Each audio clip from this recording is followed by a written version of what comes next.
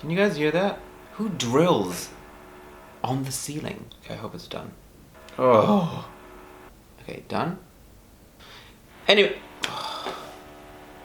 If someone were to ask me why I am so obsessed with stories and tales and reading, I guess the easy Hey guys, answer how's it going? Maan here. Salam alaikum, peace be upon you, hope you're all well. So I've been watching a lot of articles and video footage of all the crowds that have been gathered at King's Cross Station, and I'm severely plighted with jealousy that I'm not there. And to console myself, I went on the Pottermore website and read some interesting facts, and I redid my Patronus test, and I am a Fox Patronus, which cheered me up greatly. So I'm excited to talk to you guys about a book that I recently completed, and it was brilliant. It was breathtaking and heartbreaking and poignant and sad and true. I think it's just read it. The book is Hisham Matar's The Return. It's his memoir, and it's published by Penguin. As you can tell, I have a bunch of post-its in there and a bunch of notes that I write on the side. Usually when I am reading a really good book that I think is filled with so much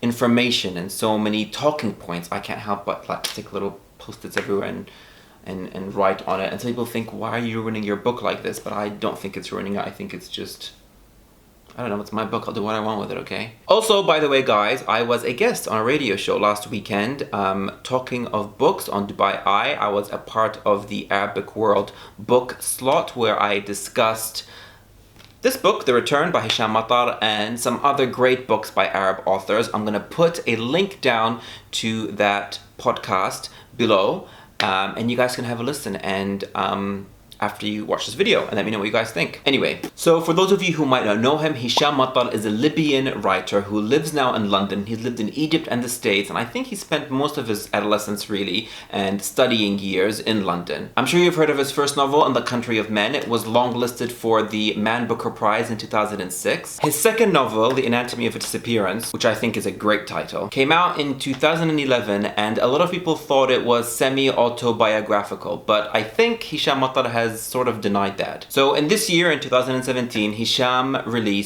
published his memoirs. The Return won the 2017 Pulitzer Prize Award for autobiography or biography. It also received the inaugural 2017 Jean Penn-Stein Award, and it received the 2017 Folio Prize, making it the first book that's non-fiction to receive that prize. And after reading it, I'm definitely not surprised that it received so much critical acclaim. Now, as many of you guys know, I'm a huge reader of fiction. I love fiction, but every now and then, I do like to read memoirs. I think they're fascinating and interesting, especially if they're the memoirs of a writer. Of the memoirs that I've read, the one that sticks in my mind the most, the one that I guess you'd say really changed my outlook on life and whose imagery and even some lines I even remember today, is Frank McCourt's Angela's Ashes. And to me, Hisham Matar's The Return hit me in the same place emotionally and mentally while I was reading it. So what is it about? In his memoir, Hisham Matar details the struggle, his own personal struggle, and that of his family during, before, and after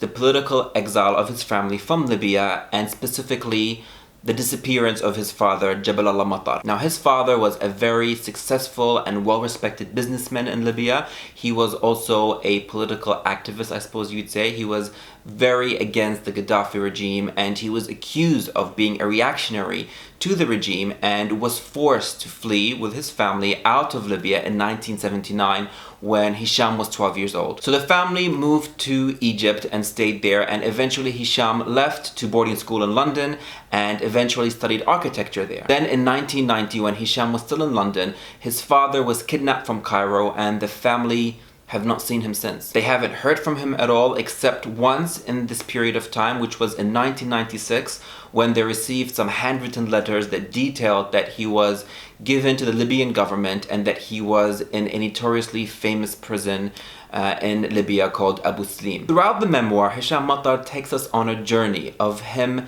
trying to come to terms with what happened to him and his family, as well as weaving in a lot of Libya's history and his family's own history in Libya, and just trying to come to terms with the disappearance of his father. We are with Hisham every step of the way as an adolescent and a young man and a writer, and how he's trying to come to terms with this idea of the absent father that is not completely dead but is not really alive. So the memoir opens in 2012, right after the Libyan revolution, when Hisham Matar is with his wife Diana, who is a photographer, and his mother, and they're in the airport waiting to board a plane to take them to Libya. Now Hisham has not been back to Libya in over 30 years since him and his family left, and we are with him in his mind as he's trying to come to terms with, I guess, his expectations and preparing himself emotionally for what he's going to see there. Now the intention for him to go back to Libya is two. First, he wants to, I guess, re-engage with his, native homeland, and secondly, he's going to try and find out what happened to his father. Now, before I read this book, I didn't really know much about Libya or Libya's history. In fact, I don't really know much about a lot of Arab North African countries except for Egypt, I suppose. But reading this book, I learned a great deal about Libya's really complex, really beautiful, really complicated history. I found it really fascinating, and that was definitely an aspect going into reading this book that I didn't expect I would enjoy or even learn about. I thought it was going to be very strictly about Hisham Matar and his father's disappearance. Throughout his memoir, we learn about 4 generations of men who have lived in Libya from Hisham's family. The first is his grandfather, who fought in the war to liberate Libya from the Italians. And then we learn about Hisham Matar's father as well, obviously, and his extreme and almost awe-inspiring patriotism. I found it amazing that a man could be so passionate about a cause and about his country. I suppose being like a third culture kid, I really dislike that term. I don't have a specific feeling of patriotism to a land, to an earth, to a landscape. So the idea is really almost foreign to me in a sense, that emotion, not the idea. The emotion is very foreign to me. And so when I read about someone who actually existed, who was incredibly passionate about their country and to liberate their country, I find it really enthralling. We also read about Hisham Matar's relationship with Libya, of this combination of his memories and his father's connection to it, as well as an intellectual approach, I suppose, to Libya, because he left Libya when he was 12, so he has a kind of far away relationship to the country itself, even though he obviously identifies himself as Libyan. But it definitely is a different relationship that his father had to Libya and that of his grandfather. We also learn a lot about Hisham's young cousin who fought on the recent revolution in 2012, 2011 in Libya, and the relationship of a younger man, a younger generation with the country. So although for Hisham Matar, the political and the personal are really interwoven, you would think that reading this book, you're gonna get a big dose of the history of the region or of politics of Libya, but it's actually far from it. It's really a story about a father and son relationship, the relationship of a son with an absent father. It's about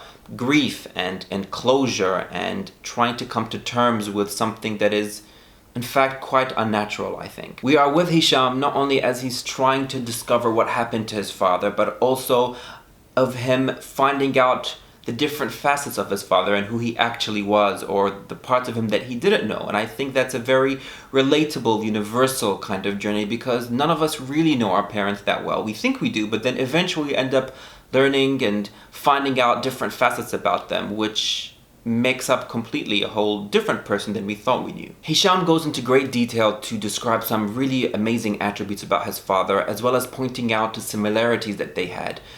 For example, his father had a great literary mind. He memorized poetry, and Hisham even describes his father's memory as a floating library, which I thought was a great image. His father would even recite poetry in prison at night to the other prisoners, I guess as a way to give them hope. I was really fascinated with Hisham's interpretation of what hope was in the case of his father, because they never had that closure of whether where his father was or whether he was alive or not. And I think I remember him describing hope as persistent and cunning, which I thought was something so interesting, because you never look at hope in that kind of way. We have this assumption while we're reading the book for some reason that Hisham Matar's case with his father is very unique. And it is in the sense that Hisham's father was a very high-profile personality.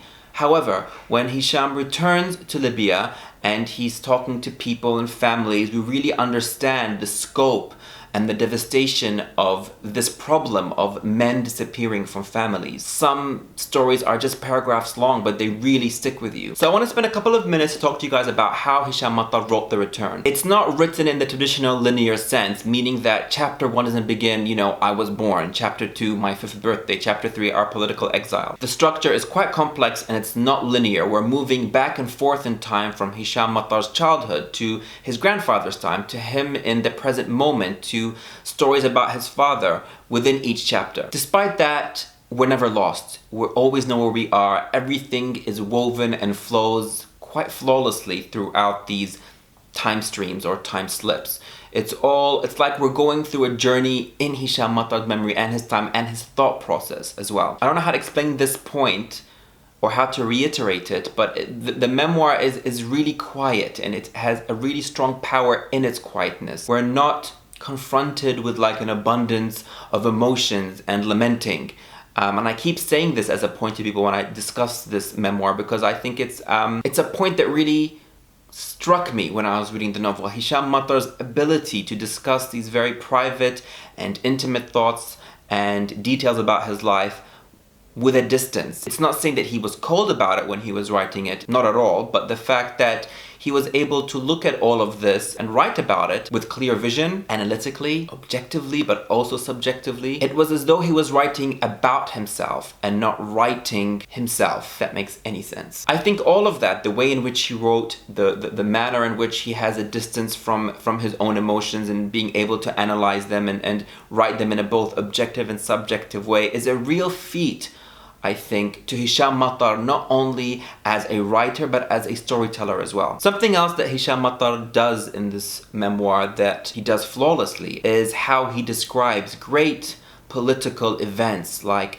oppression and wars and kidnapping and revolutions and rebellion, while also giving equal merit to the private, intimate moments of families at home and how those great events, political and social events, affect those relationships within the house. This memoir really forced me to think about and look at grief from a different perspective, because I think for most of us, when we lose someone, we tend to know when, where, how we lost them and where they're buried. But I think when that is taken away from you, when that's literally stolen from you, how do you go through that process of grief, of letting go of someone? The reason why I think The Return by Hisham Matar is an incredibly important memoir to read and to exist is because even though the story is very specifically about Libya and very specifically about Hisham Matar's family, it really echoes a lot of ideas and emotions and stories that exist in the history of a lot of countries who suffered from extreme dictatorships. Anyway, I definitely think that you guys should pick up The Return and read it. It is a brilliant book. It is a real feat, I think, and I'd love to know what you guys think. If you've read any of other Hisham Matar's